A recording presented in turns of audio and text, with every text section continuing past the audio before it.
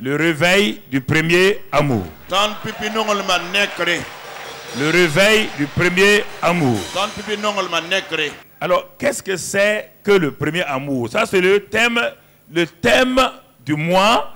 Mais nous allons voir d'abord qu'est-ce que... Si tu ne comprends pas le premier amour, tu ne peux pas le réveiller. Et Dieu nous a dit dans Apocalypse 2, 4 là, il dit ce que j'ai contre toi, c'est que tu as abandonné ton premier amour. Tu as abandonné. Tu as abandonné. Ah, il y a quelque chose. Tu as abandonné. Qu'est-ce qui s'est passé pour que tu abandonnes le premier amour? Qu'est-ce qui s'est passé pour que tu abandonnes ton premier amour? Et qu'est-ce qu'est ton premier amour? Alors, nous allons voir d'abord le premier amour. Qu'est-ce que c'est selon la parole de Dieu? C'est large, mais nous allons rétrécir le sujet pour que tu puisses saisir ça clairement. Dieu est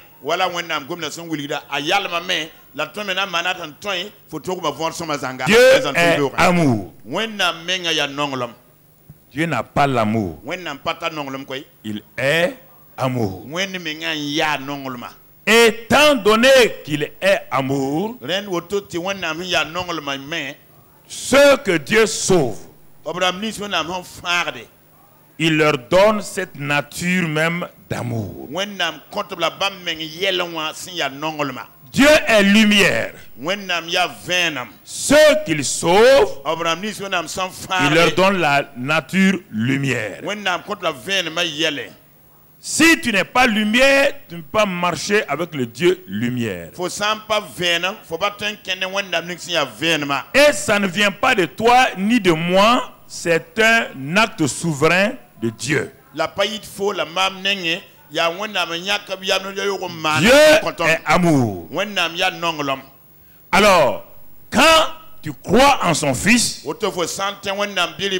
cette nature d'amour est impartie en toi par le Saint-Esprit. Cette nature divine qu'est Dieu lui-même. Dieu lui-même est amour. Écoutez-moi, écoutez très bien, frère. Dieu sait que toi et moi, nous sommes pécheurs. Dieu ne va pas demander à un pécheur et qu'il est sauvé de l'aimer. Il est impossible qu'un pécheur, même qui est sauvé là, puisse aimer Dieu, car l'amour dont on parle là ne vient pas de la terre, il n'y en a pas sur la terre, ça n'est nulle part qu'au ciel, et c'est Dieu lui-même.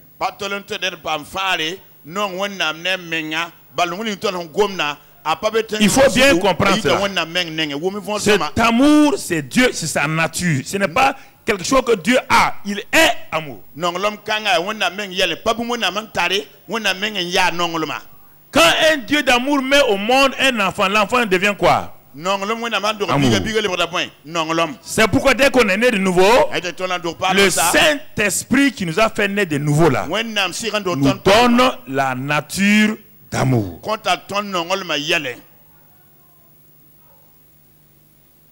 Un amour qui n'échoue jamais. Cet amour vient de Dieu lui-même. Ce n'est pas par ma force. C'est par Dieu lui-même. C'est pourquoi l'apôtre Paul dit à Romains 5:5, ce qu'on vient de lire, que le Saint-Esprit impartit en nous l'amour de Dieu.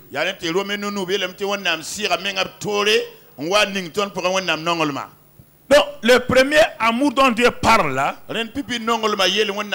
pourquoi il a dit premier amour? Quand on dit premier amour, sûrement il y a un deuxième, il y a un troisième, il y a autre. Quand Jésus est allé à Cana en Galilée et qu'il a fait un miracle, il a transformé l'eau en vin à Cana en Galilée. La Bible dit que ce fut là qu'il fut le premier des miracles. Le premier des miracles, ça veut dire la tête, la prémisse des miracles. Tous les miracles que Jésus a fait après viennent du principe du miracle qu'il a fait à Canaan. Tous les miracles sont sortis de ce premier des miracles. On n'a pas le premier miracle, on dit le premier des miracles. On parle ici du premier amour. Cet amour est lié à la personne de Dieu. Écoute, si cet amour n'est pas compris, il n'est pas accepté, on ne vit pas là-dedans. Le deuxième amour, aimer son frère, aimer sa femme, ne pourra pas marcher. Et c'est pourquoi ça ne marche pas. C'est pourquoi ça ne marche pas. C'est pourquoi tu veux utiliser le deuxième et le troisième amour. Le deuxième et le troisième amour sont des amours purement de la terre. Le premier amour est un amour absolu qui est lié à la personne de Dieu. Que Dieu répand en toi et en moi pour me permettre de l'aimer lui et de cet amour que j'ai pour lui va sortir un second amour qui est l'amour philéo, parce que l'amour de Dieu va purifier l'amour philéo que j'ai pour mon frère, ma soeur ou ma femme. C'est l'amour de Dieu qui rend l'amour humain un amour pur, pour que les hommes puissent l'exercer entre eux. Et c'est pourquoi on va lire dans Deutéronome 6 d'abord. Écoute-moi ce matin et tu vas saisir qu'il y a tellement de choses que tu fais qui viennent du fait que tu n'as pas compris qu'est-ce que l'amour de Dieu, et tu vas le voir. Dieu ne peut pas demander à quelqu'un de faire quelque chose s'il n'y a pas cet amour. Dans Deutéronome 6, versets 4 et 5.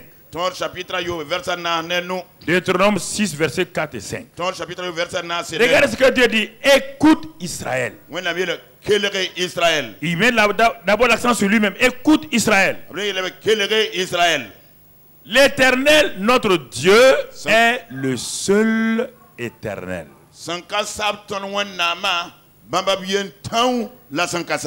Il n'a pas dit le seul Dieu, hein?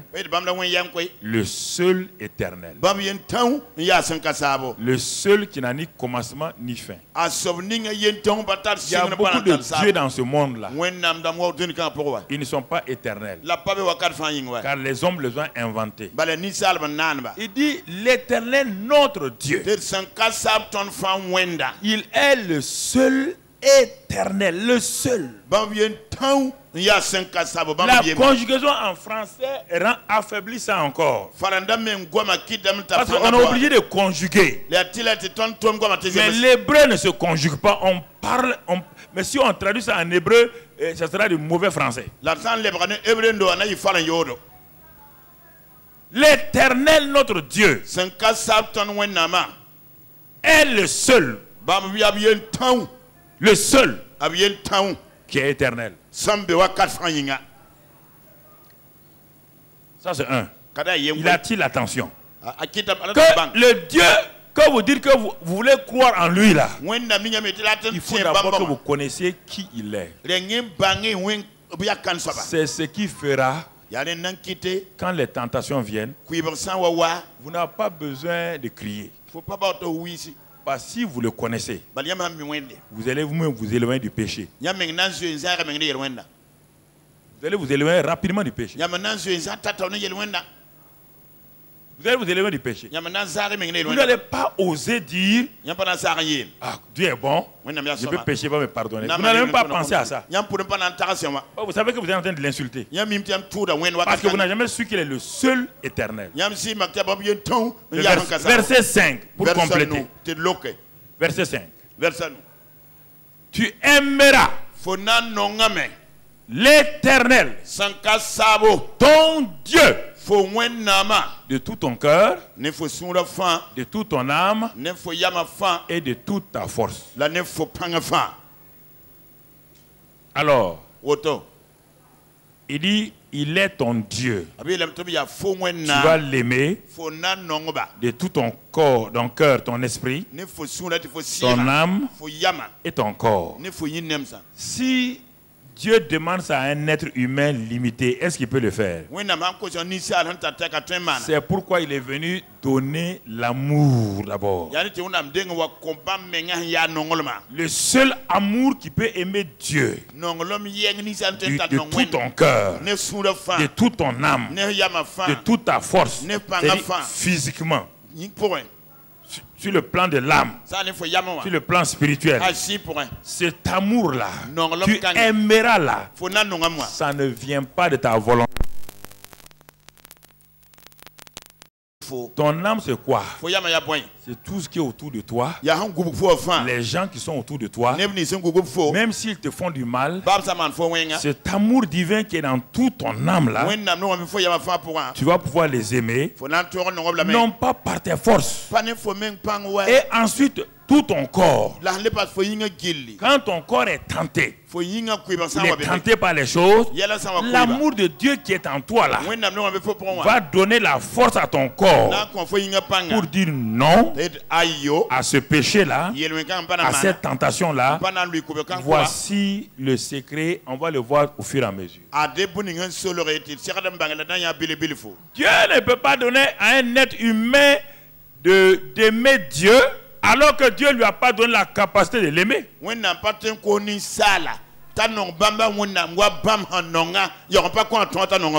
Comment, quel que soit votre chien, la fidélité de votre chien, il ne peut pas vous aimer parce qu'à moins que vous lui donnez l'amour. Le chien peut vous protéger, mais il ne peut pas vous aimer comme vous l'aimez.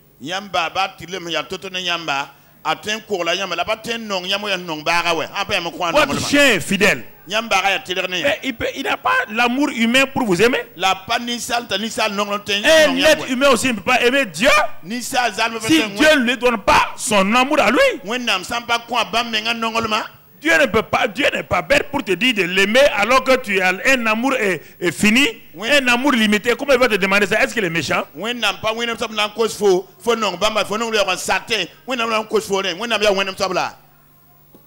Est-ce que comprenons? Comment Dieu va te demander quelque chose qui est impossible? Pourquoi il va te le demander? Pourquoi? Nous qui sommes des êtres humains méchants, nous ne demandons pas à nos bébés de transporter des sacs de 100 kilos. Et vous voulez que le Dieu qui est bon, ceux qui sont méchants, et ils font des bonnes choses. Et celui qui est bon là, lui il demande aux gens de faire des choses impossibles. Quand on commence le christianisme de la mauvaise manière comme ça, c'est difficile. Tant que ce n'est pas changé quelque part, c'est l'échec. Tu vas dans l'échec. L'échec et la frustration.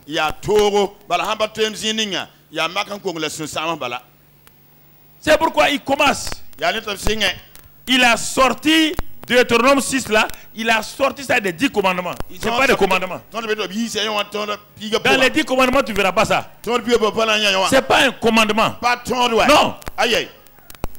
Il a sorti ça hors des commandements. Ça c'est pour tout être sur la terre. Doit aimer Dieu de tout son cœur, de toute son âme, de toute sa force. Mais Dieu dit tu ne peux pas le faire. Tu n'en as pas la capacité.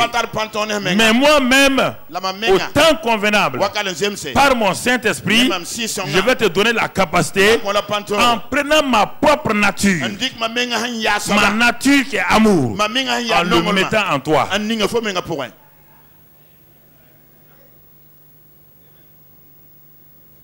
En le mettant en toi. Ah, tu commences à comprendre un peu le premier amour.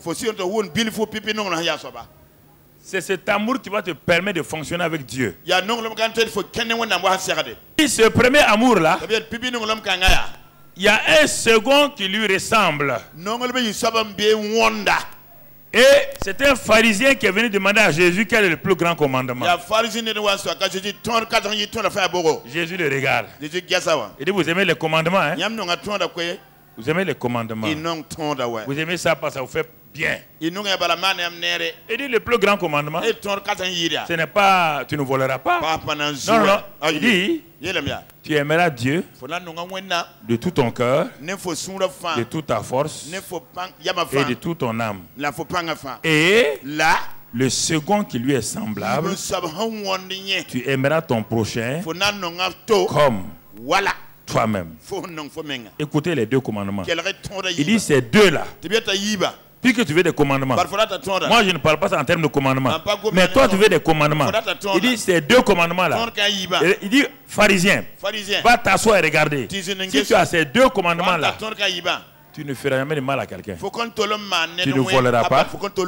Tu aimes ton prochain comme toi-même. Est-ce que tu vas te voler toi-même? Tu ne feras pas du mal à ta femme. Puisque tu dois aimer ta femme comme toi-même. Tu dois aimer ton mari comme toi-même. Alors, comment tu vas faire du mal? Comment?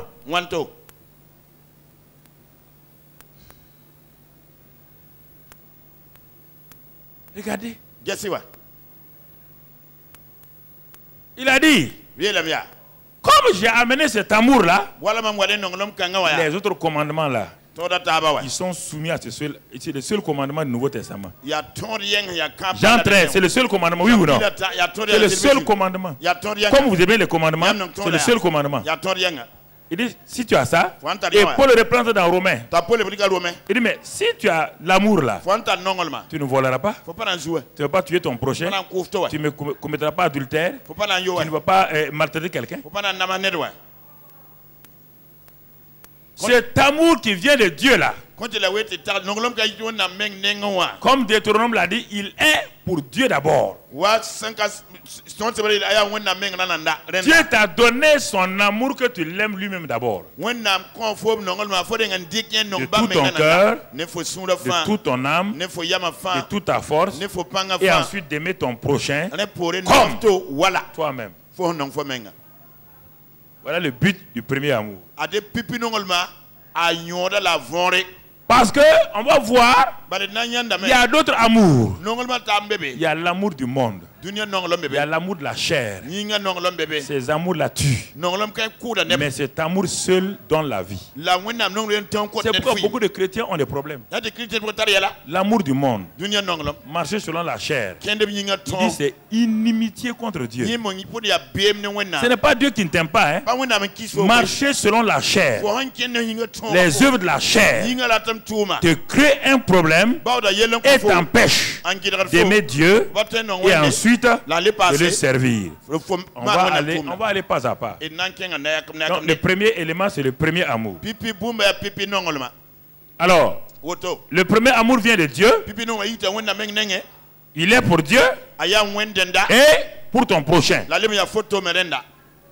Alors, regardons la suite.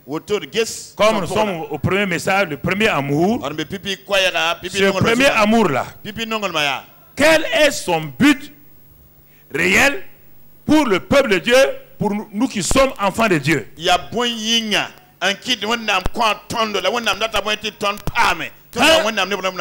Il dit, quand ce premier amour est là, qu'est-ce que ça va t'amener et m'amener à faire? Matthieu 4, verset 10. Matthieu 4, verset 10. Jésus dit à Satan, retire-toi, car il est écrit, tu adoreras le Seigneur ton Dieu Et tu le serviras lui seul.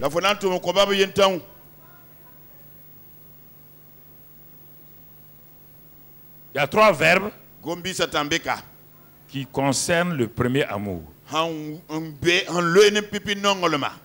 Le premier amour vient de Dieu. Pour que je l'aime et que j'aime mon prochain comme moi-même. C'est ce premier amour-là qui va faire quoi? Deuxième étape de ce premier amour-là, quand il est là, automatiquement tu deviens quoi?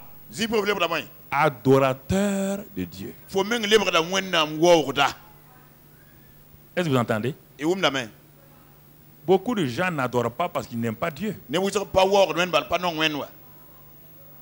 Écoutez-moi, vous n'adorez pas. Vous ne venez pas à la prière, vous n'aimez pas Dieu. Non, vous ne pouvez pas me dire autre. Vous ne l'aimez pas. Vous le prouvez. Vous ne l'aimez pas. Tu aimeras Dieu. Écoutez, de tout ton cœur, toute ton âme, ta force. Et ça va t'amener à faire quoi? À l'adorer. Toi, tu dis que tu l'aimes. Tu ne l'adores pas. Réfléchis.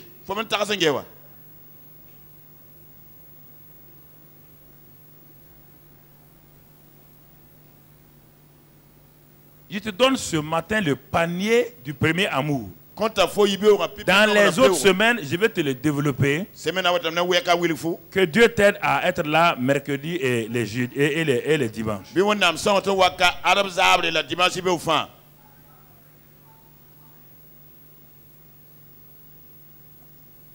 Tu l'aimes? Il dit tu m'aimes? Qu'est-ce que Jésus a dit à la Samaritaine? Que Dieu cherche quoi? Qu'est-ce que Dieu a dit à la femme samaritaine au puits de Jacob? Que Dieu cherche maintenant quoi? Tu l'adores en quoi? Pourquoi? Parce que ces adorateurs-là, ils ont reçu quoi? Ils ont reçu? Alors ils vont faire quoi? Ils vont adorer Dieu en esprit et en... C'est eux que Dieu cherche.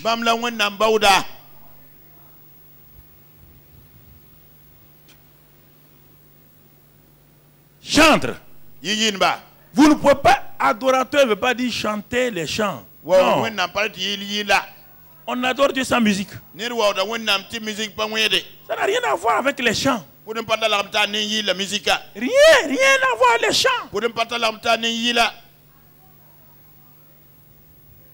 Un adorateur, c'est quelqu'un qui honore Dieu, qui respecte Dieu, qui élève Dieu dans sa manière de faire, dans son comportement. S'il est quelque part, il veut que tout le monde sache que lui est un enfant de Dieu. Les gens disent, ah, tel père, tel fils. Est-ce qu'on a besoin de musique pour ça? Non. L'adoration est une attitude. C'est un comportement. C'est une vie.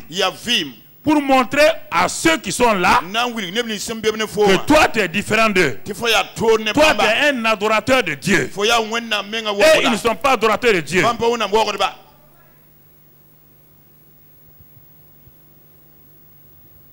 Le premier amour. Première chose, c'est l'amour de Dieu que Dieu nous donne. Mon cœur, mon âme sont pour Dieu. Troisième chose maintenant, on l'a vu, tu adoreras le Seigneur ton Dieu et tu le serviras lui seul. Vous voyez le mot seul chaque fois. Lui seul, tu le serviras. Donc ça veut dire que le service et les œuvres sont en quelle position? Le service et les œuvres, dans ce qu'on a dit là, le verbe servir là, c'est en quelle position? Troisième position. Premier verbe c'est tu aimeras.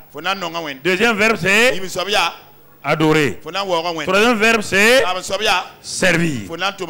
Alors, si tu sers Dieu sans l'aimer, l'adorer, ça peut aller.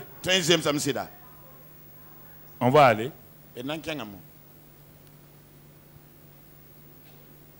Tu aimeras Dieu. Tu l'adoreras. Et tu le serviras lui seul. Tu l'adoreras lui seul. Tu l'aimeras lui seul et ensuite le prochain qu'il a créé à son image. Regarde les 3 verbes dans ta vie. Regarde les 3. Ah, on a fait ça pour Dieu. Dieu dit, tu as fait ça pour moi. C'est moi qui t'ai donné ça de faire pour moi. Bon, regardons. Regardons, frère. Continuons. Donc, le premier amour, frères et sœurs, ne contredit pas le service, mais le service ne doit pas précéder le premier amour. C'est ça que ça veut dire.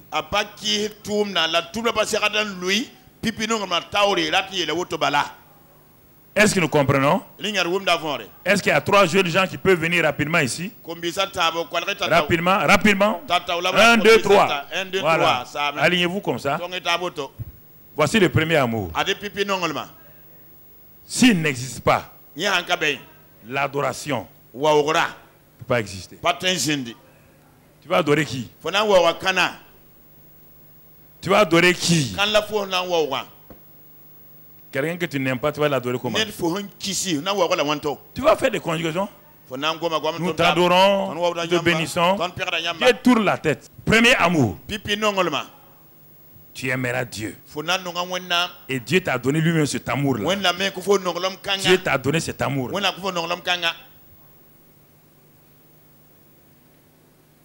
Dieu me dit, si tu m'aimes, tu vas m'adorer. L'adoration est liée à l'amour. Ce ne sont pas 2 choses différentes. L'amour produit l'adoration. Et l'adoration augmente l'amour.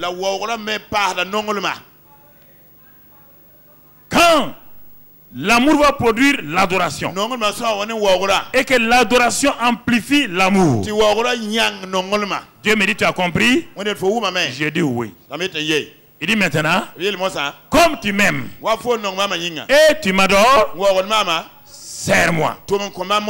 En ce moment-là, je le sers. Je le sers en l'adorant, et l'adoration me donne le service, et le service m'amène à l'adorer, et l'adoration m'amène à l'aimer. L'amour, l'adoration, le service. L'amour, l'adoration, le service. Plus je le sers, plus je l'adore, plus je l'aime. Voici les 3. Vous voyez?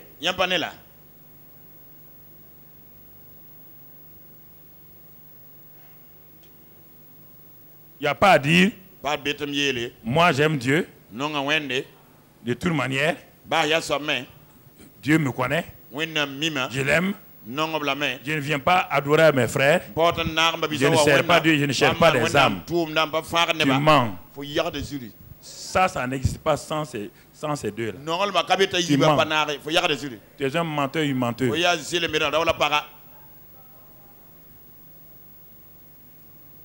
Dieu n'a qu'à bénir, je vais faire telle chose. Dieu te bénit pour faire quoi? Pour faire quoi?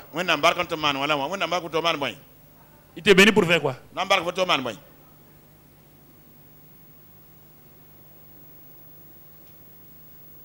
Tu vas, sans ça là, tu vas t'adorer toi-même et tu vas te servir toi-même. Tout ce que tu fais a une mauvaise motivation.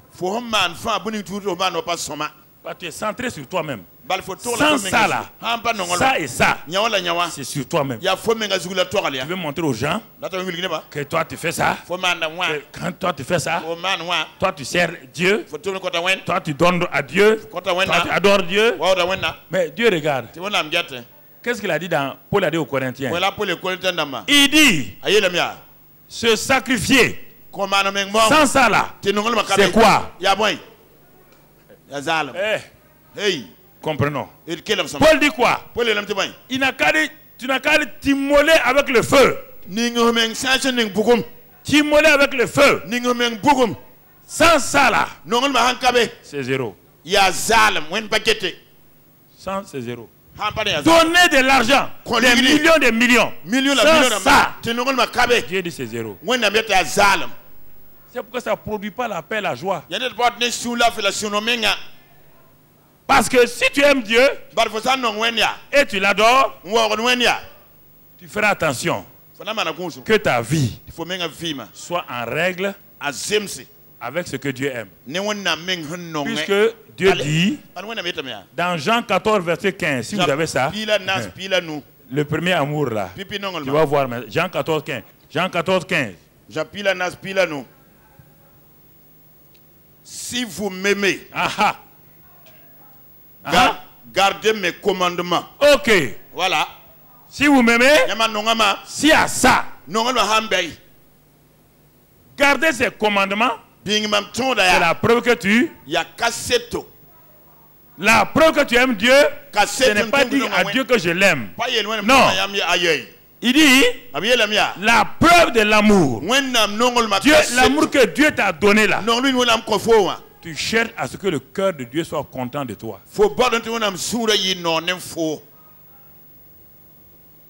Que tu ne vas pas chercher des choses. Toi, tu ne vas pas lui dire que tu es en train d'aller gagner des âmes. Et tu n'aimes pas les gens. Tu n'aimes pas ton prochain comme toi-même. Tu hais les gens. Tu méprises les gens. Tu es arrogant avec les gens. Tu dis, lui, ça ne l'intéresse pas. La plupart de ce que les chrétiens font, c'est ça. Ils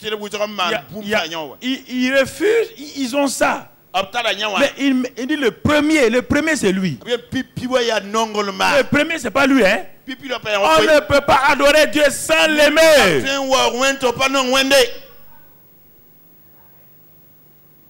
On ne peut pas l'adorer sans l'aimer. Et si on l'aime, on va l'adorer. Si on l'adore, on n'a pas besoin de te dire de le servir. On n'a pas besoin de te prier de le servir. Parce que l'amour qui est en toi va faire de toi un adorateur. Un adorateur, c'est un homme, une femme qui sert Dieu.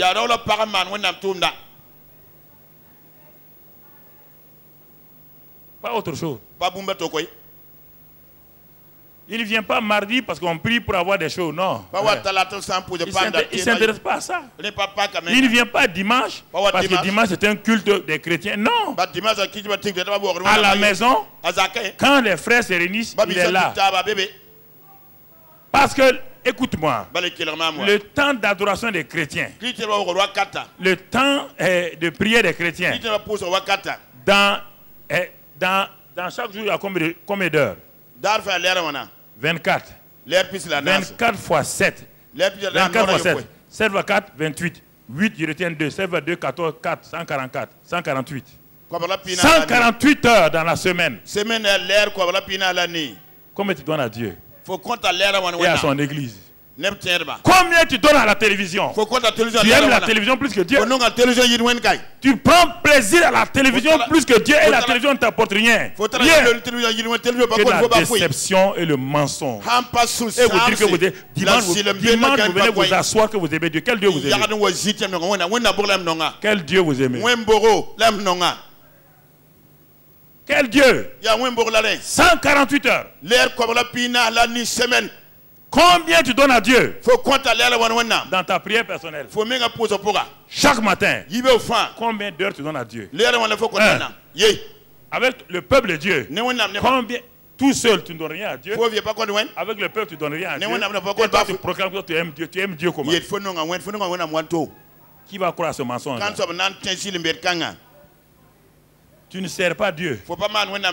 Tu ne gagnes pas des âmes.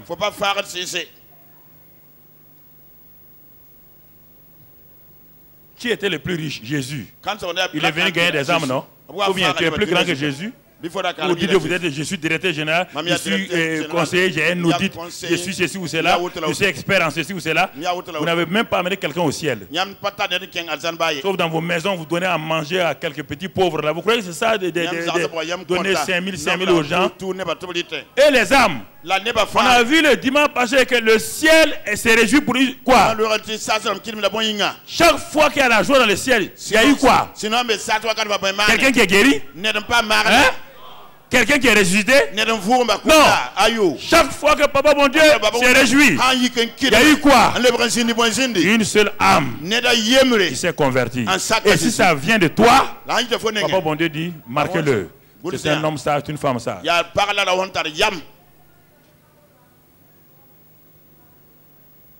C'est ça. Vous voulez qu'on prie pour vous, que vous prospérez. Vous prospérez pourquoi? Dieu va vous donner de l'argent? Jamais. Pour aller acheter des choses pour vous manger? Voici le problème de l'église.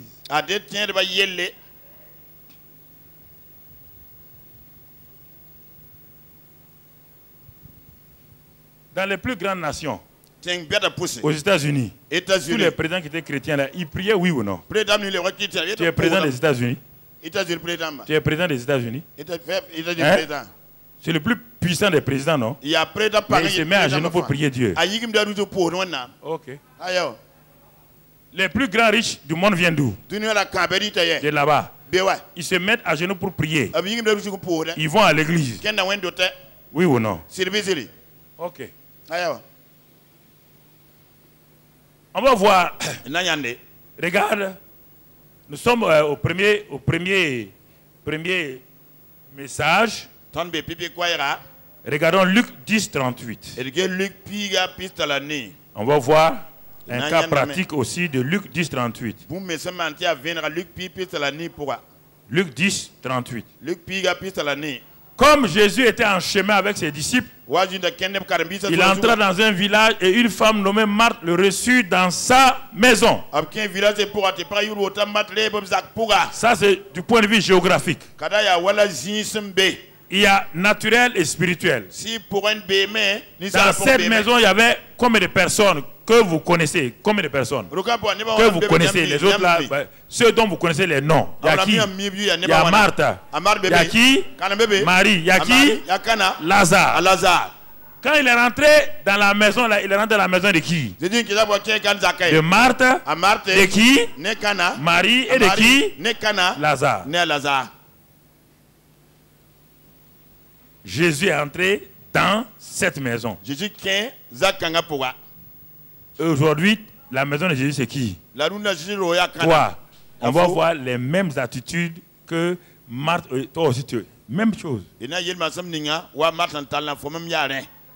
Jésus est rentré. Ils l'ont accueilli.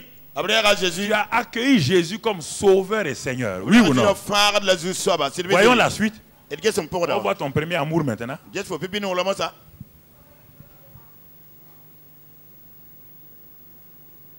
Et la Bible, si on part dans Jean, allons dans Jean avant de revenir. Dans Jean 11, avant de revenir. Jean 11. Rapidement, verset 1. Si vous avez trouvé Jean 11, verset 1. Il y avait un homme malade, Lazare. Oui. De Béthanie, village de Marie et de Marthe, sa sœur. Donc on voit les trois ici. C'était cette Marie qui oignit de parfum le Seigneur et qui lui essuya les pieds avec ses cheveux. Et c'était son frère Lazare qui était malade. Continue rapidement. Les sœurs envoyèrent dire à Jésus, Seigneur, voici celui que tu aimes est malade. Après avoir entendu cela, Jésus dit, cette maladie n'est point à la mort, mais elle est pour la gloire de Dieu, afin que le Fils de Dieu soit glorifié par elle. Or Jésus aimait Marthe et sa sœur et Lazare. Jésus aimait qui? Les trois, oui ou non? Dieu nous aime, oui ou non? Ok. Vous voyez le premier amour? Jésus est rentré chez Dieu parce qu'il les aime. Dieu a répandu dans nos cœurs son amour. Pour que nous puissions, on va voir. Donc, Jésus en entrant chez Lazare, Marthe et Marie, il a amené son amour qu'il a répandu sur eux. On va voir la réaction des trois vis-à-vis de l'amour de Dieu et tu vas voir combien tu es misérable par rapport à la même chose.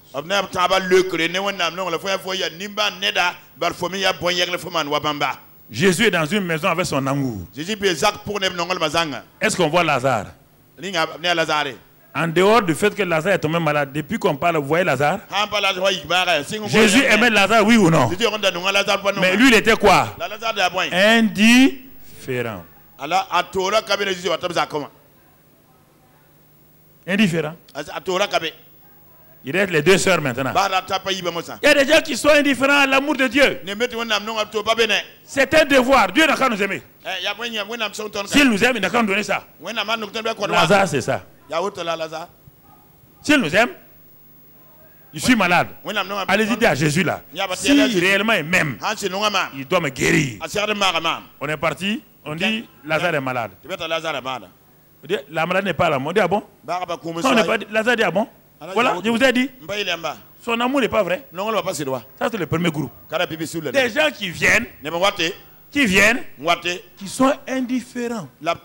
Ils ne cherchent que Dieu les guérisse, Dieu ressuscite leur vie, Dieu les bénisse. Mais Dieu continue à les aimer. Ça ne change pas. L'amour de Dieu. L'amour de Dieu n'est pas conditionnel. Mais c'est toi qui subis. Deuxième groupe, on retourne à Luc 10. Luc 10 là on retourne, 38 là, 39. Jésus est entré. Et là, ils l'ont reçu dans sa maison.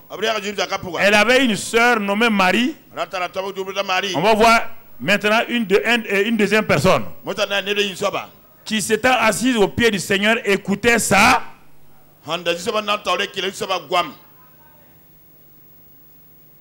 Jésus aime Lazare. Est-ce que vous voyez Lazare? Est-ce que Lazare est là? Hein? C'est le genre de chrétiens que Dieu aime, mais ils ne s'intéressent pas. Tant qu'ils n'ont pas un intérêt avec Dieu, ils ne fréquentent pas publiquement le Seigneur. Non? Non, non, non. Deuxième groupe, le groupe de Marie. Marie dès que Jésus a franchi le seuil de la porte, elle savait que Jésus les aime, oui ou non? Dès que Jésus s'est assise, qu'est-ce qu'elle a fait? Dès que Jésus s'est assis, elle a fait quoi? Elle est partie s'asseoir au pied. Est-ce qu'elle a pris une chaise? Elle a pris un tabouret. Elle est partie faire quoi? S'asseoir au pied du Seigneur. Quelle position d'humilité.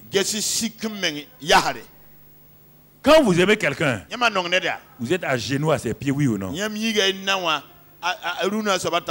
Vous pouvez vous asseoir d'égal à égal avec Dieu. Hein? Les chaises qu'on vous a données là, c'est pour vous rendre un peu inconfortable. Mais quand on veut adorer Dieu, on doit être assis. On s'assoit à égalité. Marie dit non. Ah non. Mais si c'est lui le Seigneur là, l'amour qu'il m'a donné là, je ne peux pas m'asseoir à même niveau que lui. Je suis toujours plus bas. Je suis une adoratrice. Elle s'est assise. Et puis elle faisait quoi? Elle avait les yeux fixés sur qui? Est-ce qu'elle voyait Marthe? Est-ce qu'elle voyait Lazare? Est-ce qu'elle cherchait Lazare? Est-ce qu'elle cherchait Marthe? Est-ce qu'elle s'est comparée à quelqu'un? Son seul but c'était quoi? Fixer les yeux sur et l'écouter. Pourquoi tu te préoccupes de quelqu'un d'autre? Pourquoi vous préoccupez de quelqu'un d'autre? Pourquoi voulez-vous savoir si lui il fait ça? Non. Vous préoccupez quoi? Chacun doit adorer Dieu. Chacun doit communier avec lui. Le mari doit communier avec Dieu. La femme communier avec Dieu. Il n'y a pas besoin que tu demandes si ta femme a fait ça. Non. Et elle écoutait Dieu. On ne peut pas servir Dieu sans avoir d'abord préalablement reçu les paroles et des ordres. Tu vas le servir comment? Vous croyez qu'il s'agit de dire, bon, je vais donner une voiture à Dieu? Non. Est-ce que Dieu t'a dit? Ah, je vais faire un orphelinat. Dieu t'a dit de faire un orphelinat. Elle s'asseyait, elle s'est assise. Elle fixe les yeux sur Jésus. Elle veut découvrir en écoutant le Seigneur, en communiant avec le Seigneur. Elle veut découvrir les besoins de Jésus. C'est ça ceux qui aiment Dieu. Qu'est-ce que tu veux, Seigneur? Parle. Ta servante écoute. Parle. Ton serviteur écoute. Seigneur, je veux faire ce que tu veux que je fasse. Seigneur, je ne veux pas inventer les choses par moi-même. On ne donne pas n'importe quoi à Dieu, même si c'est une grande chose. Elle s'est assise. Elle est perdue dans l'adoration. Tous les bruits que Marthe faisait, ça ne l'intéressait pas. Les odeurs de la cuisine ne la dérangeaient pas. Elle est en translation, en transe par rapport à Jésus. Tout son cœur, son âme, sa force sont concentrés, centrés sur Jésus. Rien ne l'intéresse. Rien. Rien. Rien. On va terminer avec elle avant d'aller chez sa soeur. Regardons le résultat de ça. Regardez ce que Jésus va dire au verset 42. Verset 42. On va sauter le verset 42. On va aller au verset 42. Jésus répond à Marthe. Après, on va venir à Marthe. Mais c'est pour montrer une seule chose est. Et Marie a choisi la qui ne lui sera point ôtée. Écoutez ce que Jésus dit. Écoutez. Écoutez. Elle a choisi la bonne part qui ne lui sera point ôtée. Quelle est cette bonne part? La puissance quand il y a boin. Ce que vous avez vu? Ce que vous avez vu? S'asseoir d'abord au pied de qui? Adorer d'abord qui? En l'aimant, en cherchant à savoir ce qu'il veut de moi. Quels sont les plans de Dieu pour ma vie? Pour que je ne manque pas mon but sur la terre. Je ne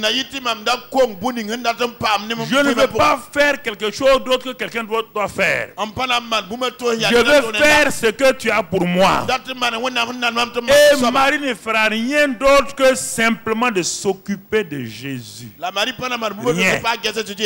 Elle n'a jamais donné à Jésus à manger. Elle n'a jamais servi un plat à Jésus. Chaque fois qu'on la voit, la personne qui l'intéresse, c'est Jésus. La personne qui l'intéresse, c'est Jésus.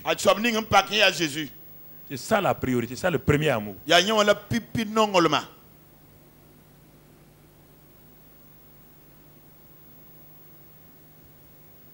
Alors dans Jean, Jean 12. Jean chapitre pilayi. On va voir le deuxième résultat de la vie de Marie avec Jésus. Jean 12, verset 1 à 3. Ça, c'est après la résurrection de Lazare. 6 jours avant la Pâque, Jésus arriva à Béthanie, où était Lazare qu'il avait ressuscité des morts. Écoutez, il avait ressuscité Lazare. Quand il allait chez Lazare, est-ce que Lazare était là? Est-ce que Lazare sortait? Est-ce que Lazare adorait Jésus? Maintenant, il a ressuscité. Et Jésus va là-bas. Qui devait être le premier à l'adorer? Regardons encore. Si votre cœur n'est pas dans quelque chose, même si Dieu vous fait du bien, vous resterez ingrat. Il avait ressuscité Lazare des morts. Verset 2. Là, on lui fit un souper. Marthe continue à faire quoi? Marthe continue à faire quoi? Est-ce qu'elle a reçu la leçon de Jésus? Il y a des gens qui s'en foutent. Ils viennent pas à l'église, ils viennent à l'église pour leur propre. Quand vous voulez leur parler, ils sont fâchés. Je tourne ma tête, je m'en vais ailleurs. Marthe servait. Et Lazare était un de ceux qui se trouvaient à table avec. Il était assis au même niveau que qui? Il était assis au même niveau que qui? Maintenant, mon frère, verset 3. Marie, hey, ayant pris une livre d'un parfum de nard pur de grand prix, oignit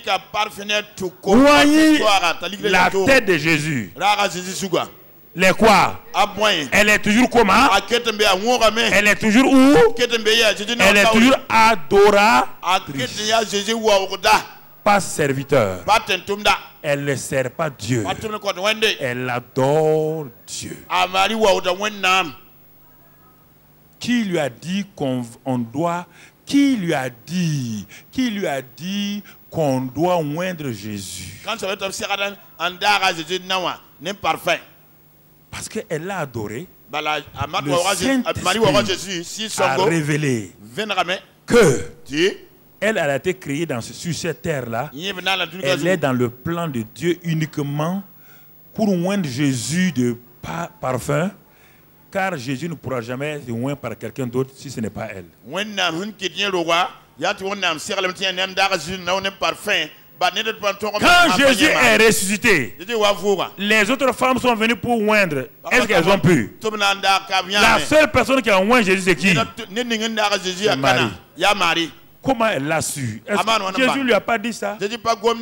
Quand vous restez dans la présence de Dieu, quand vous développez votre relation avec le Seigneur, vous commencez à découvrir les besoins du Seigneur.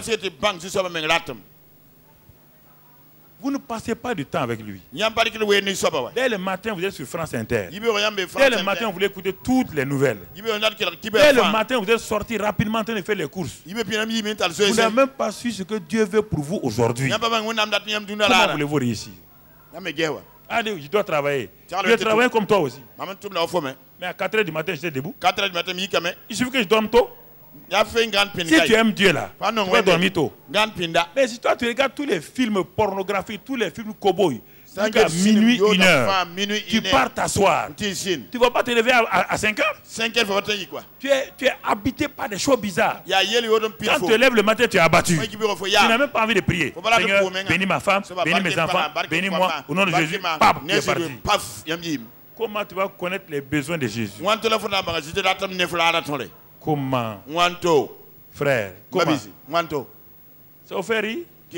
C'est dommage. Comment vous allez connaître? Vous voulez le servir, vous courez là. Vous courez pour servir qui? Quelqu'un que vous n'aimez pas, que vous n'adorez pas. Vous voulez le servir comment? C'est dommage que vous ne soyez pas intelligent pour comprendre ça. Vous ne l'aimez pas. Vous ne l'adorez pas. La seule chose, on veut le servir. Ah, moi je vais amener 500 chaises à l'église. Les chaises, il a dit, quand tu vas nous mettre à l'église là, nous-mêmes nous serons à l'église plus que toi. Nous serons à l'église tous les jours. Mais toi tu ne viens jamais à l'église. À quoi bon de nous amener à l'église si toi-même tu ne viens pas? C'est le problème. Ouais.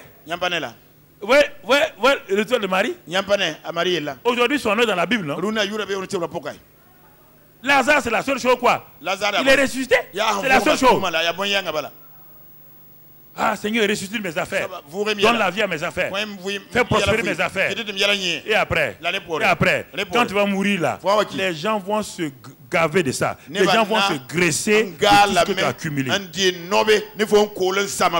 L'œuvre de Dieu. Regardons Marthe. Retournons à Luc 10. Le premier amour. Et c'est le nom de Marthe qu'on a donné dans... Elle dit, il y a une femme qui s'appelait Marthe qui a reçu Jésus dans ça. Donc, elle était la grande sœur, non? Normalement, c'est elle qui devait être assise au pied de Jésus. Mais regardez, le verset 39, je crois. Marthe, non 40. Marthe, occupée à divers soins domestiques. Elle court ici, elle court là. Elle ne voit même pas Jésus qu'en passant. C'est ça? Tu ne sers Jésus qu'en passant. De temps en temps, quand on dit à prière, il y a croisage ici. Bon, tu vois le premier jour, pour apaiser ton cœur. Le premier jour de prière là, mon cœur a apaisé. C'est ça, Marthe, c'est ça les Marthe là. Et on dit, mais Marthe, tu viens pas à la réunion? Non, je suis en train de travailler quelque chose pour Dieu. On dit, ah bon? Ce que tu fais pour Dieu, il y a plus que Dieu lui-même. Il y a Dieu lui-même et il y a ce que tu fais pour lui. N'oublie pas que Dieu a déjà préparé les bonnes choses que tu dois faire pour lui. Il n'a pas besoin que tu fasses des choses pour lui. Il cherche à savoir quelles sont les bonnes choses qu'il a préparées. Ephésiens 2:10. Dieu a préparé les bonnes choses afin que nous les pratiquons. Dieu n'a pas besoin de tes bonnes choses. Il les a déjà, tu as été créé pour pratiquer les bonnes choses que Dieu a préparées d'avance afin que tu les pratiques.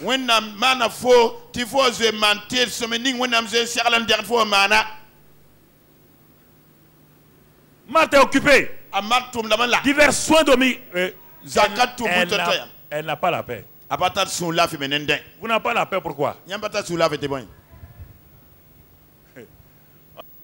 Marthe, elle court toute seule. Toute seule, elle court. Elle se fâche contre tout le monde. Elle est tellement en colère qu'elle vient accuser Jésus lui-même. Ça veut dire qu'elle est insensée. Parce que quand vous courez trop, à la fin, vous êtes agité, inquiet, et vous allez commencer à condamner Dieu. Elle va condamner. Pourquoi Dieu ne me guérit pas? Pourquoi Dieu ne me fait pas? Pourquoi Dieu a fait que mon mariage... Toi, tu t'es assis au pied de Dieu pour savoir, le mari, là, tu dois le marier. Tu as marié un homme qui est en dehors de la volonté de Dieu. Quand tu devais le choisir, tu t'es pas assis au pied de Dieu. Regarde, la suite du verset dit quoi? La suite du verset dit qu'elle survint. Jésus était assis, elle surveille, elle menace Jésus. Elle surveille, elle dit à Jésus. Regardez son impertinence. Regardez comment les gens osent dire à Dieu même. Ah, moi je te sers et tu ne me fais rien. Ce sont des fous. Des fous. Surveille. Et dit, Seigneur, cela ne te fait-il rien? Est-ce que vous croyez qu'elle est venue comme ça? Seigneur, cela te fait. Non, quand on dit il faut la conteste, on parle comment? Le cœur est comment déjà? Le cœur est gros. Cela ne te fait-il rien? Que ma soeur là me laisse seule pour servir? Cette paresseuse là. Toi, tu viens accuser quelqu'un devant le Seigneur qui vous aime?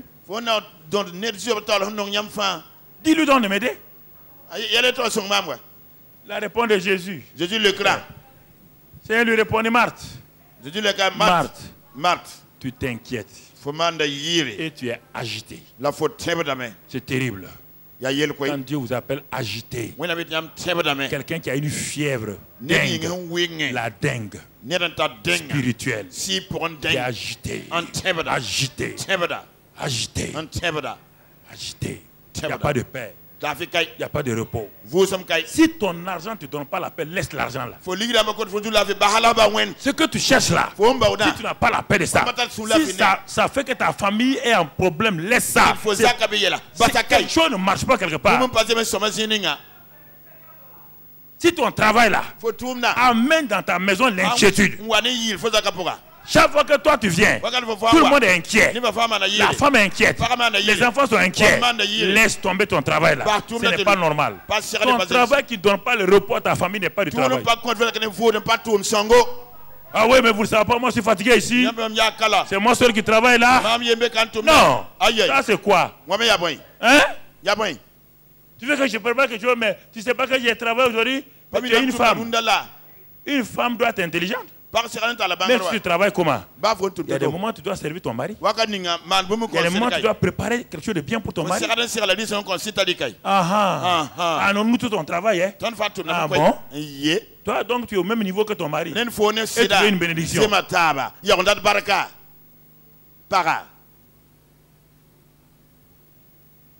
Tu ne sais pas qu'à un moment donné la femme doit s'arrêter? Est-ce que tu as décidé que tous les samedis, comme tu travailles là, tous les samedis là, c'est toi qui fais le repas de midi pour ton mari? Tu as décidé ça? Tu as l'argent, tu as 4x4. Tu as ceci ou cela. C'est ça là qui t'élève là. C'est ça qui fait ton orgueil là. Tu es secrétaire général. Hein? C'est important. Est-ce que nous comprenons? Marthe, tu t'inquiètes et tu t'agites pour beaucoup de choses. Vous voulez faire beaucoup de choses pour Dieu. Est-ce que Dieu a besoin de beaucoup de choses? Oh, je vais faire ça. Dieu me bénit, je vais faire ça. Dieu n'a pas besoin de ta bénédiction.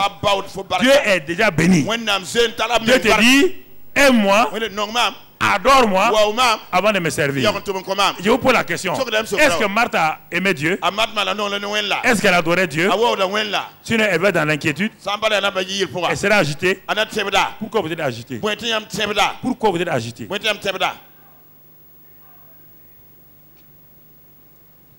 C'est ça qu'un homme d'affaires chrétien a fait aux États-Unis. Ils se sont mariés, jeunes.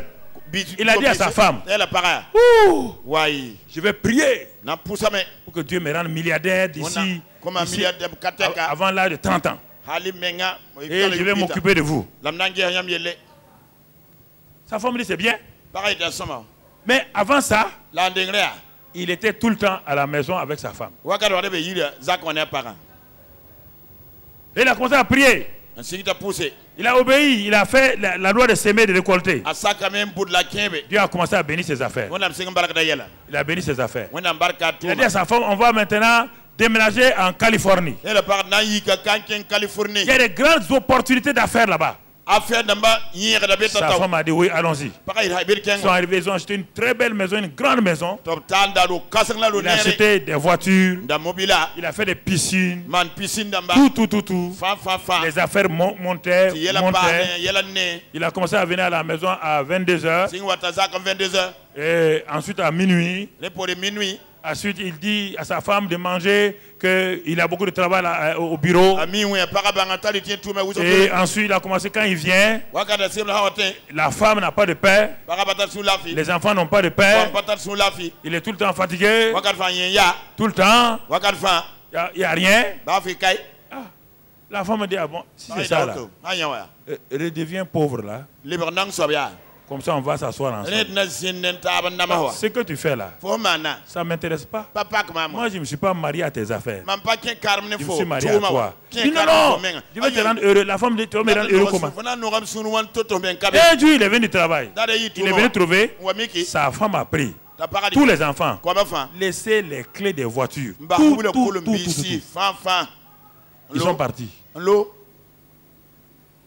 Dépression. Toute la ville rit. Toute la ville rit de lui. Il dit voilà, il a l'argent. Mais il a perdu sa famille. Il a perdu sa femme. Il a perdu ses enfants. À quoi lui sert son argent? Et puis c'est un chrétien. Il a failli se suicider. Il a fallu que les pasteurs aillent prier pour lui. Prier pour lui. Il a dit, Seigneur, j'ai gagné de l'argent, j'ai perdu ma famille. Donne-moi ma famille. Donne-moi ma famille. Mais j'ai l'argent. Je viens dans une maison vide. Je viens dans une maison où il n'y a pas de femme pour me recevoir. Il n'y a pas d'enfant pour me recevoir. Il y a des frigos. Il y a tout. Mais il n'y a pas la femme. Il n'y a pas les enfants. Il n'y a pas quelqu'un qui m'appelle papa. Personne ne m'appelle chéri. Mon argent sert à quoi? Vous voyez? C'est la misère. Il a perdu le premier amour pour sa femme. Il a perdu le premier amour pour sa femme. Et même s'il rentrait avec des maîtresses, maintenant ça ne va pas le satisfaire. Ça va être pire encore. Quand vous perdez le premier amour, vous êtes agité et inquiet. L'agitation et l'inquiétude qui viennent de votre travail prouvent que vous avez abandonné le premier amour. Il n'y a rien d'autre. Il n'y a rien d'autre. Femme, c'est la même chose. Même chose. Même chose. Retournons à notre texte d'origine et puis on va arrêter là. Apocalypse. Apocalypse 2. L'église d'Éphèse est une des plus grandes églises, une merveilleuse église. Quand Paul parle d'Éphèse, c'est différent de Corinthe. C'est différent de Galates. Les plus grands secrets sont révélés aux Éphésiens. Ils sont ressuscités avec Christ. Ils sont assis dans les lieux célestes. C'est par la foi qu'ils ont reçu. Ils sont bénis de toute bénédiction. Regardez maintenant ce que Dieu dit, Apocalypse 1, 2, verset 1.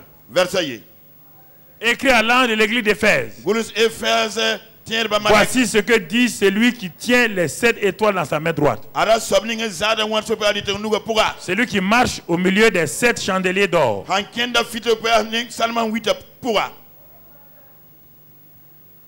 Je connais, écoutez maintenant, je connais tes œuvres. Écoutez, c'est terrible. Dieu dit, je connais tes œuvres. Tes œuvres. Ton travail. Et ta persévérance. Je connais tout ça. Je sais que tu ne peux supporter les méchants. Oui, dans l'église là, quand il y a des méchants, toi tu les dénonces, tu ne peux pas supporter. Dieu dit, je connais tout ça. Et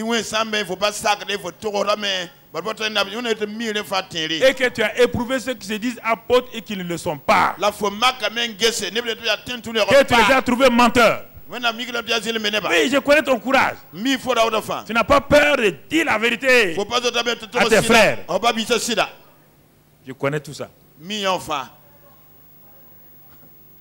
Je connais. Il dit qu'il connaît. Chacun d'entre nous ici, il dit qu'il connaît. Ce n'est pas la peine d'en parler. Ce n'est pas la peine que quelqu'un parle. Dieu dit qu'il connaît. Fais attention, il dit qu'il connaît. Tout ce que tu vas dire là, c'est zéro. Dieu dit qu'il connaît. Il ne refuse pas. Il n'a pas dit que ce n'est pas bien. Mais regarde le verset qui suit. Regarde. Que tu as de la persévérance. Que tu as souffert à cause de mon nom. Tu as même souffert. Les gens t'ont insulté. Les gens t'ont fait de eux. Et que tu ne t'es point lassé. Tu as continué à avancer. Verset. Mais ce que j'ai contre toi, pas contre tes œuvres, hein, pas contre ton travail, pas contre ta persévérance, pas contre ton argent. Je connais tout ça. Il y a quelque chose où tu es infidèle. Il y a quelque chose où tu es adultère. C'est par rapport à moi-même. Tu m'as abandonné. Tu m'as abandonné. Ce que je t'ai donné comme bénédiction, tu en as fait tes œuvres, ton travail, ta persévérance. Tu dénonces les gens. Quand le pasteur dit une chose, tu es prêt à le relever. C'est toi le champion de la maison. Il te regarde. Il dit, mais entre toi et moi là, ça va? Il dit, ça va pas. Mon enfant, ça va pas. Tu as abandonné ton premier amour. Dans ta vie, ce n'est plus l'amour, l'adoration, le service. Toi, tu as fait quoi? Tu as pris le service, tu as mis devant et tu as repoussé l'amour et l'adoration. Il dit, c'est pourquoi tu as abandonné les priorités divines. Tu as abandonné mon classement. Mon classement, c'est l'amour, l'adoration, le service. Mais toi, tu as développé le service. Tes œuvres sont grandes, tout le monde en parle. Oh, toute l'église dit cette femme-là. Oh, elle fait de grandes choses à l'église. Tout le monde dit cet homme-là. Il souffre pour l'église. Ah, il vient, il fait de grandes choses. Elle dit, mais maintenant parlons, toi et moi là. Ça va? Tu baisses la tête. Il dit, ah non, non, regarde-moi. C'est comme une femme qui vient trouver son mari. D'abord, qui vient trouver son mari. Qui s'assoit, qui regarde son mari. Il dit, regarde-moi. Tu m'as donné tout ça là. Mais où est l'amour que nous avions quand on était fiancés? Quand on était fiancés, est-ce qu'il y avait un service? Vous tous ici, entre deux fiancés à service, il y a quoi? Entre deux fiancés, il y a quoi seulement? Amour. Est-ce qu'entre deux fiancés a dit tu n'as pas fait ça, tu as fait ça? Non. Tous les va lire dans Cantique des Cantiques. Je ne vais pas le lire, je vais m'arrêter là. Dans les fiançailles, il n'y a aucun défaut. C'est ça que Dieu dit. Que nous sommes ses fiancés. Il nous a amenés pour qu'on l'aime, qu'on l'adore. Nous sommes devenus des femmes mercenaires. Nous voulons servir Dieu sans l'aimer. Il dit ça, c'est dommage. Nous voulons le servir. Nous sommes prêts à faire des sacrifices pour que tout le monde voit qu'on a fait des sacrifices. Tout le monde voit qu'on souffre pour Dieu. Tout le monde voit que personne ne nous aime. Il dit, je connais tout ça, mon ami. Marthe, je connais ça. Mais pourquoi tu es inquiet? Pourquoi tu es agité? Si à l'amour, pourquoi si on te dit on va prendre telle personne pour faire telle chose, tu te fâches? Pourquoi? Tu aimes Dieu, tu adores Dieu. Si on te dit quitte ta place, va nettoyer les WC, pourquoi tu te plains? Tu es venu pour aimer Dieu, non? Pourquoi tu veux les premières places? Pourquoi tu murmures? Quand on te dit seulement on va amener quelqu'un, il va t'aider, tu penses qu'on veut te remplacer. Pourquoi? Quelque chose ne va pas. Tu as abandonné ton premier amour. Il dit, répands-toi et regarde où tu es tombé. Ça veut dire que tu es tombé. Toute réaction négative que tu fais par rapport à Dieu, à ses serviteurs, à son œuvre, montre que tu es tombé.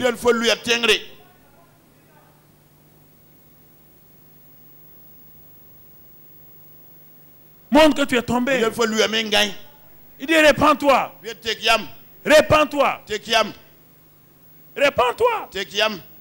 Il dit, si tu ne te répands pas, je viendrai et je vais enlever ton chandelier.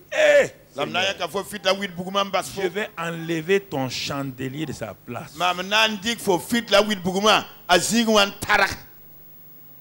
Seigneur, malgré mes œuvres,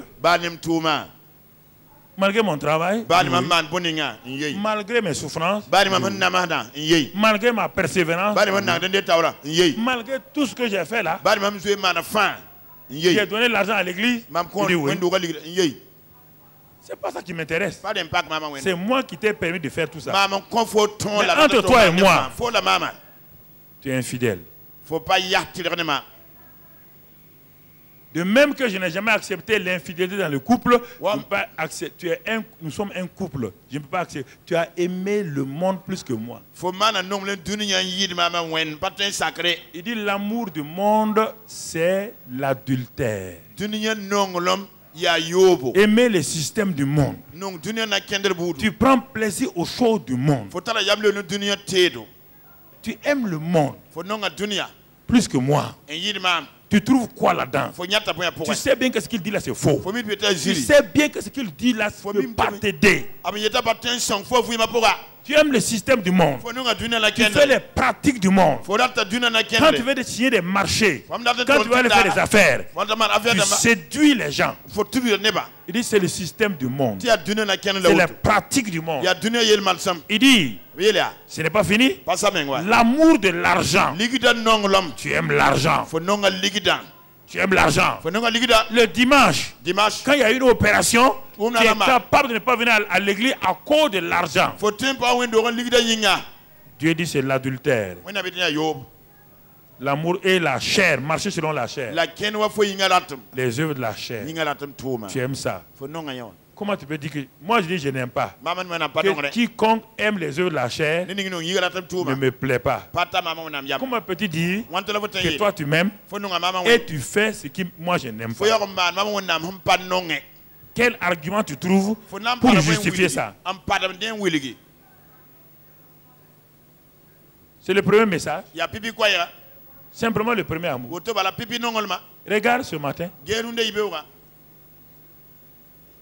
Regarde ce matin, mon frère. Tu vois pourquoi ça ne marche pas, ma soeur? Tu vois pourquoi ça ne marche pas? C'est ça qu'il a dit à l'église d'Éphèse. Une grande église, mais qui est maintenant rétrograde. Rétrograde. Regarde ce matin. Tes réactions. Regarde. Tes luttes. Chaque jour tu choisis. Faut-il aller à la prière? Faut-il rester à la maison? Dieu me comprend. Dieu n'a jamais compris quelqu'un. Il n'y a pas un plus grand mensonge que Dieu me comprend. Il n'y a pas de plus. C'est Satan que Dieu ne comprend personne. Dieu comprend la foi, l'humilité. Dieu ne comprend pas que tu es fatigué. Tous ceux qui viennent sont fatigués. Tous ceux qui viennent là ont un travail. Tous ceux qui viennent là ont des priorités. Tous ceux qui viennent là ont des enfants. Tous ceux qui viennent là, ils ont quelque chose à faire. Si Dieu doit comprendre tout le monde, personne ne sera chrétien. Racontez pas, j'ai des programmes rapides. Programmes rapides. Je dois exécuter. C'est de ça que je vis. Tu vis des choses de Dieu. On m'a donné un projet à faire. Le tournoi a laissé un projet, il était mécanicien, il était l'homme le plus riche du monde à son temps. Il est parti à la réunion ce soir-là. Et c'est ce soir-là que Dieu a déclenché sa destinée. Parce qu'il a mis Dieu en première place. C'était un simple mécanicien. On lui a donné une pièce à tourner. Et on lui avait dit de venir témoigner à l'église. Ah, celui qui lui a donné, ça lui donne l'argent. Le jeune, le tournoi était mécanicien, il s'est assis. Il a regardé, aller à l'église, témoigner et faire la pièce, tourner la pièce. Satan lui a dit, en tournant la pièce là, il donne l'argent. Mais il a lutté. Après un moment donné, il s'est levé, je m'en vais à la réunion. Je préfère que Dieu soit premier. Et il est parti à la réunion. Il a témoigné. À cause de son obéissance, Dieu a béni la réunion. Maintenant il est venu. Il était inquiet. Comment je vais faire? Le client me demande la pièce à tourner demain matin. Il se couche, il dort. La nuit, le Dieu inventeur vient lui montrer un procédé. Le Dieu inventeur vient monter à l'étourneau. Comment on peut tourner une pièce de façon nouvelle et formidable? Il se lève le matin. Avant que le client ne vienne, il a tourné la pièce. Avec ça, sa destinée est partie. Il avait avion maintenant. Il y a des usines dans tous les États-Unis. Tous les jours à 10 h. Il arrête toutes ces usines. Il loue Dieu. Voici la priorité. Dieu ne comprend pas le reste. Ne me racontez pas le reste. Hein. Pas raconter ça. Incapable, vous êtes incapable d'aller trouver vos amis causer. Vous êtes incapable d'aller trouver des choses. Vous êtes capable de travailler, des marchés. Et vous n'êtes pas capable de travailler l'œuvre de Dieu, de venir communier. Et vous voulez me dire qu'à moi que Dieu comprend. Dieu comprend rien. On ne comprend pas ça. On ne comprend pas ça. La seule chose, si tu es malade, ton enfant est malade, tu dois rester. Tu peux rester. Mais ton mari n'est pas converti, dit ne pars pas aujourd'hui. Ne pars pas. Tu es libre. Tu es indépendant. Tout ton temps est là. Toi-même, tu ne peux pas venir. Tu as des preuves là. Dieu n'accepte pas ça. Et moi-même, je n'accepte pas ça. Tu peux me dire que tu aimes Dieu. Frère, il faut changer de mentalité. Voici le premier amour. Marthe était agitée. L'église des faits ont dit de se repentir. Il va retirer. Dieu dit ce sont les vainqueurs. C'est lui qui vaincra. C'est lui qui va vaincre. Dans l'amour, dans l'adoration, dans le service. C'est eux qui auront des récompenses. Pas simplement. Il faut d'abord aimer Dieu de tout ton cœur, de toute ton âme, de toute ta force. Tu vas pouvoir l'adorer. Quand tu vas l'adorer, tu vas servir tes frères, tu vas servir Dieu. Voici la priorité. Il n'y a pas autre chose. Tout le monde dit on sert Dieu, j'ai un ministère. Personne n'a un ministère.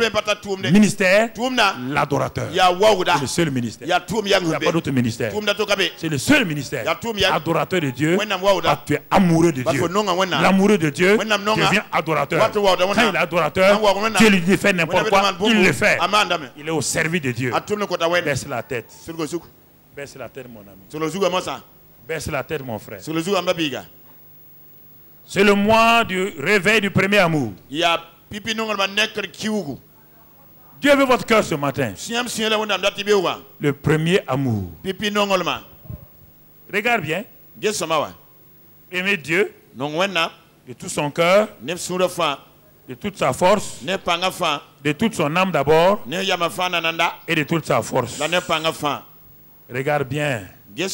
Est-ce cela ta priorité? C'est ça réellement ta priorité? C'est ça ta priorité? Mon ami.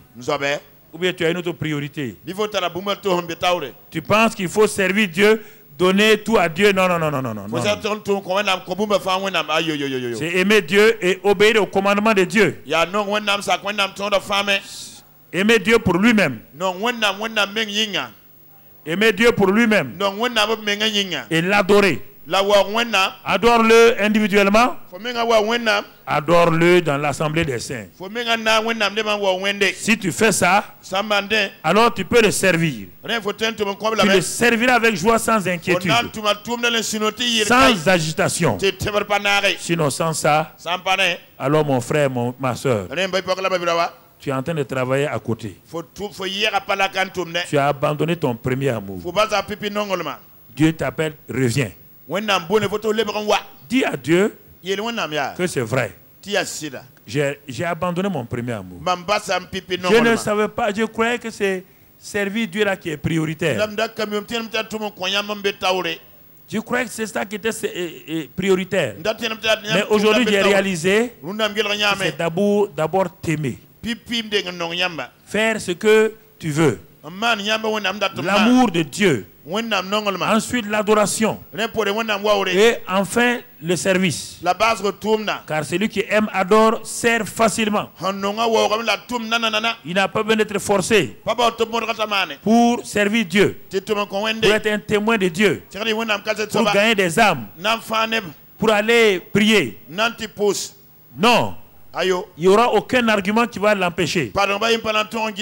Alors si tu es honnête ce matin, dis cela. Mais si tu veux demeurer dans le statu quo, tu es libre.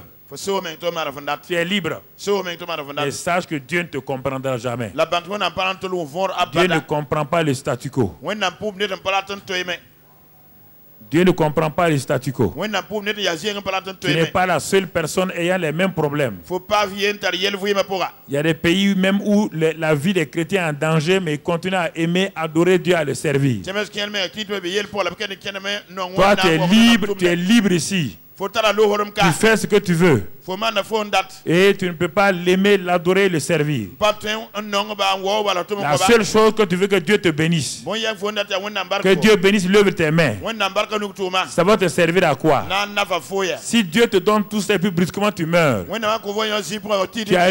tu n'as pas vu le riche là? Dieu dit, mais tu as rassemblé tout ça là, je te demande ton âme aujourd'hui. Pour qui tu as rassemblé tout ça? Tu vois? D'abord aime Dieu. Dis ce matin, Seigneur, tu as répandu ton amour en moi. Je veux vraiment reprendre le chemin de l'amour. Je veux marcher dans l'amour.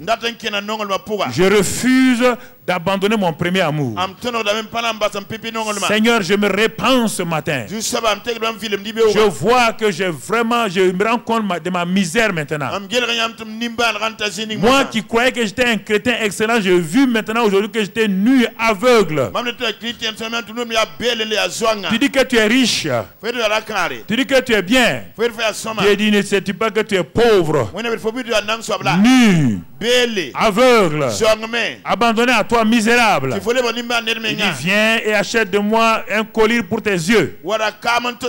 Viens, je vais t'habiller et je vais te donner la richesse qui vient de moi. Abandonne tes fausses pensées pour ce que tu fais pour Dieu. Si tu n'aimes pas Dieu, si tu ne l'adores pas, le jeune homme a refusé. Il voulait entrer dans le royaume, mais il a montré qu'il ne pouvait pas aimer Jésus. Alors il ne pouvait pas servir Jésus avec ses biens. Regarde ce matin là. Arrête de vouloir des bénédictions si tu n'es pas prêt à aimer Dieu, à l'adorer d'abord. Dis à Dieu ce matin, Seigneur, je veux vraiment, je prends une décision de changement. Désormais, je veux t'aimer, t'adorer et avant de te servir.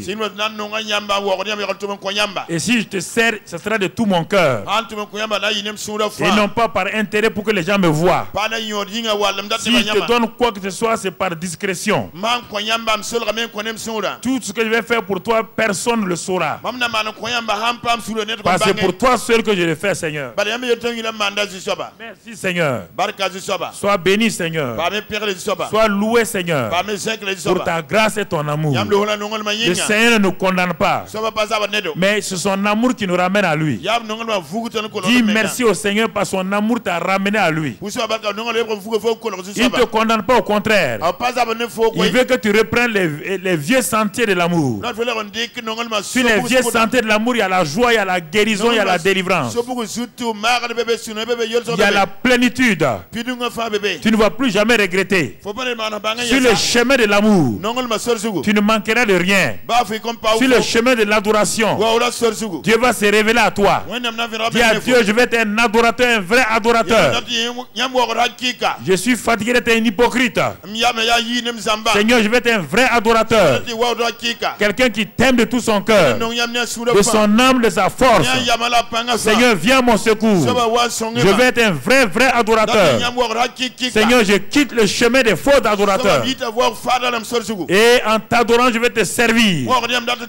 Comme cela te plaît, Seigneur. Comme cela te plaît, Seigneur. Comme cela te plaît, Seigneur. Reste dans ça. Reste dans ça.